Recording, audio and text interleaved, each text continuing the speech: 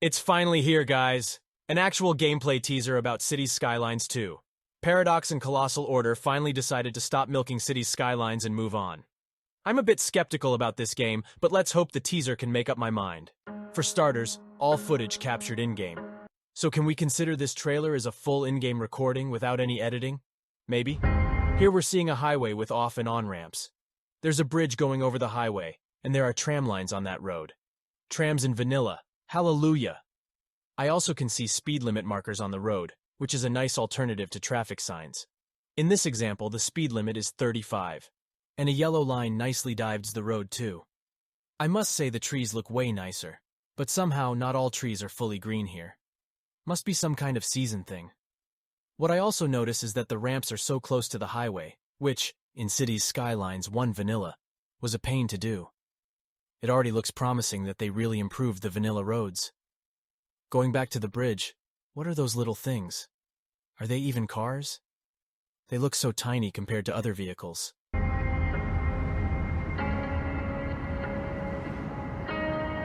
Now hold the phone. Do you see what I'm seeing? If you look at the bottom right corner, you can see a possible bug in the teaser, haha.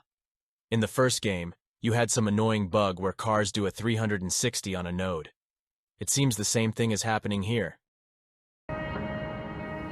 In the next shot, we can see a lot, but maybe not much going on. We have some kind of skyline surrounded by a river containing some skyscrapers. And is that some kind of harbor? Going closer to our POV, there are some small residential buildings with solar panels. They also have some different styles and colors, which is nice looking. A train goes through the neighborhood, and I'm curious how the traffic can handle this tiny section between the rail and intersection. In Cities Skylines 1, you were doomed for traffic issues in that case.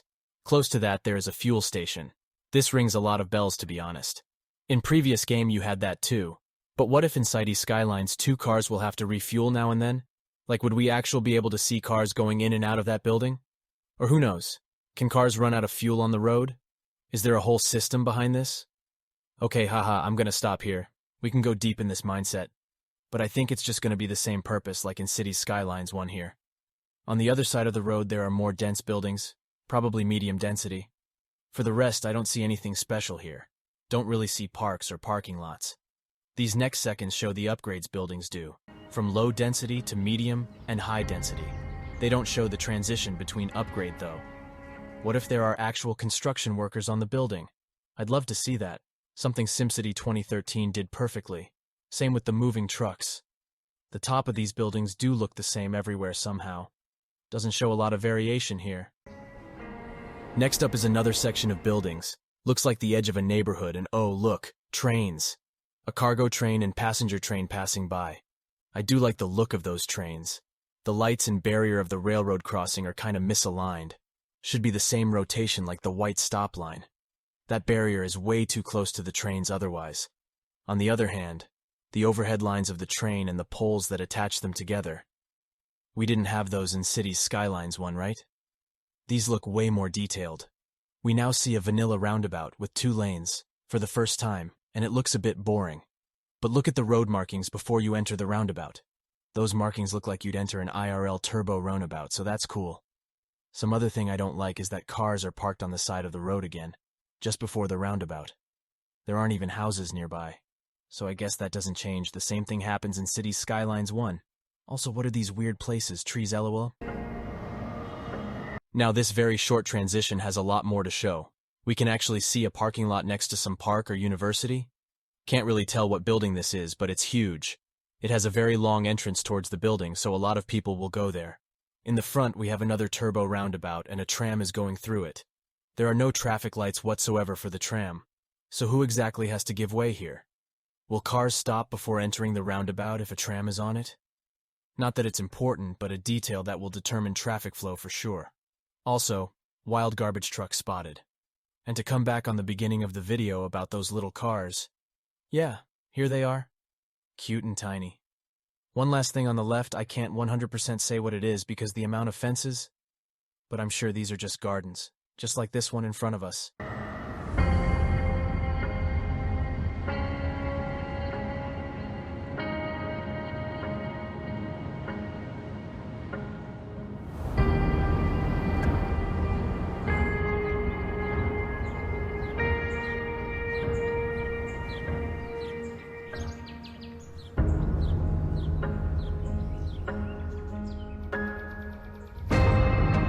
Oh la la, now we're getting the good stuff. We're what? 1 minute in the teaser and finally they're showing actual gameplay, no? First time we're seeing the menu and the UI here. Here they're using the landscaping tool, which of course exists as a menu item, presented by the shovel icon. We have 3 sub-items and 4 options here: lower, flatten, raise, and slope terrain. So this possibly means we can create smooth slopes now. Looking at the rest of the UI, we get presented a lot of elements: time controls, date, and time, temperature, season, the name of the city, amount of citizens, income rate, and citizen happiness. Above it, we have amount of tiles unlocked, next milestone, current demand of residential/commercial/industrial/office CE and whatnot, zoning, roads, electricity, water, healthcare, garbage, education, fire handling, police, public transport, nature, and other stuff. And then the next one is probably new. Is this some kind of citizen thoughts? What they're thinking about? Or it could just be a notification thing, no idea. Last but not least, we also got bulldozing, statistics, and this pointless blue chirper again. Bleh. Not a fan of it, but hey, what can you do? Thing is, the chirper is normally the notification system of what citizens think, so what the hell would that other icon be? Wow, look at this! Actual grid-like road building. But that's what SimCity 2013 had too, so nothing new here for SimCity players. It is a very welcome quality of life feature though, after 10 years. Better late than never, I guess. Looking at the UI, I can see a lot of new features compared to Cities Skylines 1. There are more snapping possibilities, tool modes, and a more detailed elevation selector.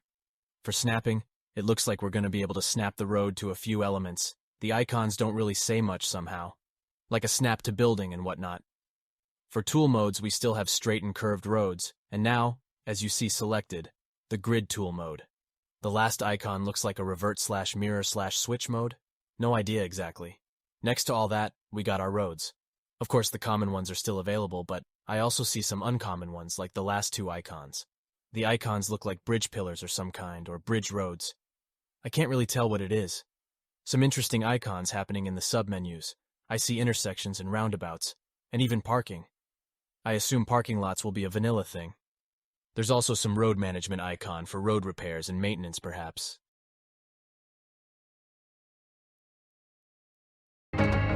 Now this is what I like to see. More details. When building roads, we get to see angles and length from nodes and/or road segments. For example, here the first segment is 48 meters long and placed on a 90-degree angle. The second segment is 29 meters, and the node connecting both segments has a 146 angle, and so on. There's also an indicator of how much money we get if we refund that road segment.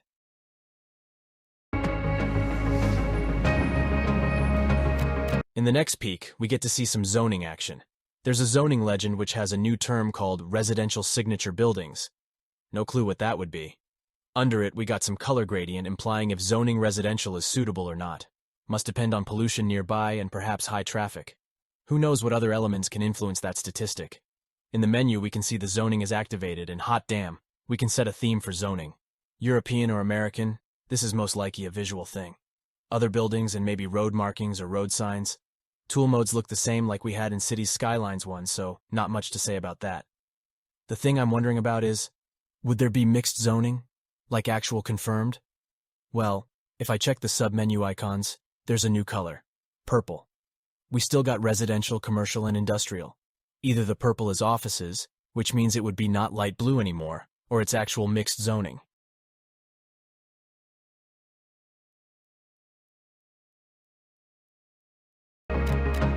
Oh, well, would you look at that? Talking about the devil. There's purple zoning happening here, and yep, it's offices. So office zoning got a new color, purple. In Cities Skylines 1 that was light blue. Seeing the legend, we got the same statistics like for residential zoning. Back to road building, and now I see parallel mode. When in grid mode, the parallel option isn't shown. A lot of people will love parallel mode, and I must agree, that's indeed a nice addition. For the rest, I don't see anything special in this clip.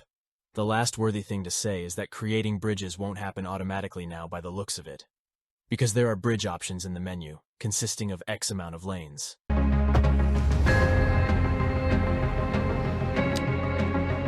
Oh, look here! Here! We see parallel building at work. This is so useful. And oh, More parallel mode options. Does this mean it's unlockable or only available when some specific type of road is selected? Like in this clip, bridge roads. By the looks of it, the extra options consist of smaller and bigger margins between bridge roads and the amount of parallel roads. Why wouldn't these extra parallel options be possible with other road types, like small, medium, and big roads? Why would they lock quality of life features for some specific road type? I hope they don't. Also, I don't think I mentioned this before, but you also can see the slope angle when creating roads. Here's a slope of 0.3%. On the top right, I don't like what I'm seeing here. We still can't fill these spots in? These annoying gaps? Come on. It would have been so much better if we can fill that space with buildings. The zoning system with the little squares will be the same like Cities Skylines 1, which sucks. SimCity 2013 did better and did not have annoying gaps. I'm disappointed in this that they did not improve zoning. Looking on the top left, is this industry? A lot of air pollution happening here, but I also noticed different kinds of electric poles. So again, does this stay the same like Cities Skylines 1? They wouldn't let electricity and water flow via roads, right? Just like SimCity 2013 did. It's not realistic, but I guess we get alternative electric poles, for farther distances perhaps. Okay, stop. Almost missed it. It's shown in less than a second. But look, upgradable buildings. In this case, the university. In this clip, the extension wing is going to be added, which adds more classrooms and lecture halls for the university. We see 2 or 3 upgrades in the menu. The last upgrade looks like a missing icon, LOL. The second icon is selected, so that means it's the extension wing. But what would the first one be? Upgradable buildings means we can freely place that extension wing anywhere, right? Well, most likely. But only adjacent to the main building, I bet. Not on the other side of the road, for example. If we go a little forward in the teaser, like right here, the mouse is on that piece of land next to the main building and it's getting connected with a little bridge between the buildings. But this also rings a bell. Is the university a fixed prefab? Like we can't design our universities? With parks, paths, parking lots? Or will we be able to? Time will tell for this discussion. Hovering over the domain with an upgrade selected highlights the whole university, even the bushes. And then a few seconds after, the extension wing gets placed and a lot of elements, mostly poles, get highlighted here. Also concluded, each upgrade can only be placed once it seems, as now the extension wing is locked. This short clip shows a lot of stars popping up plus 4 thumb downs, and it must be referring to the police station being placed. In the middle of it, there's some kind of park that has 3 icons, but unsure what they mean. Must be criminal activity, robbery. Although would that be represented by black cars? An enormous tram depot is getting placed here. There's not much going on here in general, only common stuff so far. In the menu we have the depot, tram stop, tram road, one-way road, and tram line. While placing the depot, we do get a statistic window in our face. Not that it's important when placing something, but I guess it's useful for some. When placing the depot, the closest residential aren't too happy with it, but the rest are. We already saw this place, but now it's from a different angle, and the UI for tram lines is shown. At first glance, the options are promising and definitely an improvement to the first game. We can set ticket price and amount of vehicles per tram line next to some statistics. There's also a possibility to schedule the line at daytime, nighttime, or both. We even can turn off the line without removing everything.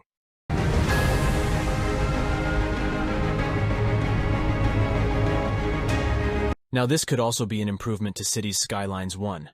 There's always been some feeling that the amount of households in buildings were not realistic at all. In Cities Skylines 2, this might have been improved, and I think it is. Like in this example, there's a medium-sized apartment which has 15 households. The apartment has 6 floors, which would be around 3 or 4 households per floor. Looking at the depth of the apartment, I think there's actually space for that. On the left, there's also a list of the households, displaying how many people there are in each. Just like the university, the coal power plant will also have upgrades. At first I thought this was some nuclear power plant, but no. Wait a minute. Air pollution. They did it. Just like SimCity 2013, huh? Finally, they added an important type of pollution that matters in our cities, next to water, ground, and noise pollution. This also means that wind direction is a thing. I wonder if they actually improved that upon SimCity 2013 because the wind direction always stayed the same there.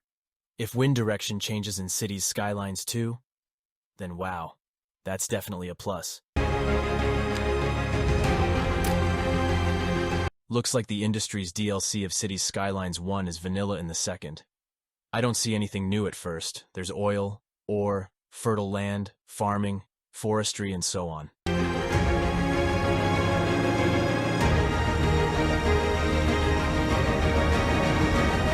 Okay, yeah, what I'm most excited about is seasons, dynamically changing weather, perhaps new disasters. I'm very curious how snow and other weather phenomenons will affect our cities. There's so much potential with seasons, and I hope Colossal Order used every damn opportunity. Some new disasters will be cool as well.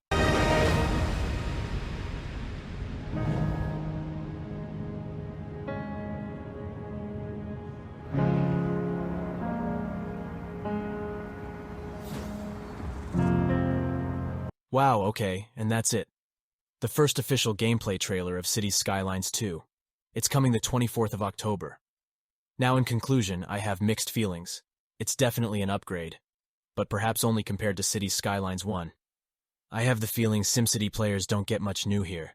I have 500 hours in SimCity 2013 and only 300 in Cities Skylines 1. I just stopped playing it because it lacks a lot. But for the first time we see modular building, although it looks like we're limited in doing that. Like we can't place extension buildings freely. There's no confirmation yet if other buildings have upgradability too. What about police stations, fire departments, normal schools, and so on? The zoning won't be an upgrade at all. It looks exactly the same like Cities Skylines 1, which is an absolute bummer. What also will be a bummer is bikes. It's already confirmed they won't be in Cities Skylines 2. I feel very sorry for Dutch players. Huge change, this will be locked behind a DLC. But on the other side, some stuff will be huge, like the seasons, mods, parking lots, American and European themes, dynamic weather, lighting, and so much more. So we can be excited about those features. But don't get me started about the price and already announced DLCs that we don't know anything about yet. What were they thinking? I mean, look, I'll show some similar or cheaper priced games against Cities Skylines 2. Which one would you choose?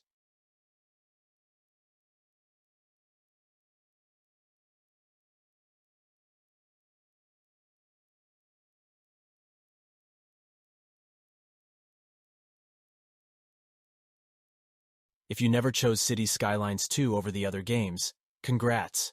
You realize it's overpriced. Negative part aside, for people who only experienced Cities Skylines 1, it's okay to consider the successor. There's a lot of nice quality of life stuff you get, and the game has a decent visual overhaul. There's a lot we've not seen yet, so the role of the benefit of the doubt is playing a lot here. Thanks you for watching, and see you next time. Future me hijacking the end of the video here. Looks like I'm not done talking yet. While editing the video, a first feature highlight video got released about roads. It's a more in-depth look at the roads in Cities Skylines 2, and I recommend watching it. With this video release, I have to make some corrections. But awesome corrections and changing opinion. Let's watch some clips that got shown and said in the feature highlight. Roads allow people, goods, and services to move through your city, of course. And in Cities Skylines 2, all roads except for highways automatically carries water, electricity, and sewage lines. It's a shortcut that lets you focus on what you love about city building sooner. Players will welcome upgrades to the road tools that introduce several of the most wished-for features. Other features are totally new. Intersections have been overhauled in Cities Skylines 2. Placement rules are less restrictive, and you can use pre-made intersections on new and existing roads. You can also add roundabouts. Yep, they're here. From gentle suburban roundabouts to roaring multi-lane roundabouts, it's never been easier to engineer uninterrupted streams of traffic. That's because roads will be configured automatically, so vehicles can enter and exit the roundabout safely. Simply drop your preferred roundabout over an existing intersection, and ta-da! These are the most important changes in my opinion. The absolutely most big thing is that roads can carry water, sewage, and electricity now, except for highways. Something SimCity 2013 perfectly did fine. Now finally Cities Skylines 2 can. Thank you, Colossal Order. A lot of inspiration from Cities Skylines 2 came from SimCity 2013, it seems. So what I said previously in the video about being unsure that roads will carry electricity and so on, scrap that. The second thing I find huge is the intersections, like said. It's overhauled. No need to design a roundabout now. Just drag and drop it on an intersection, just like traffic signs and traffic lights. This is so great. I'm gonna end it here. Thank you all for watching and listening. Can't wait what else Cities Skylines 2 has in store. I'm not convinced yet I'm gonna buy it, but with each feature highlight, I bet it's getting higher and higher. Bye!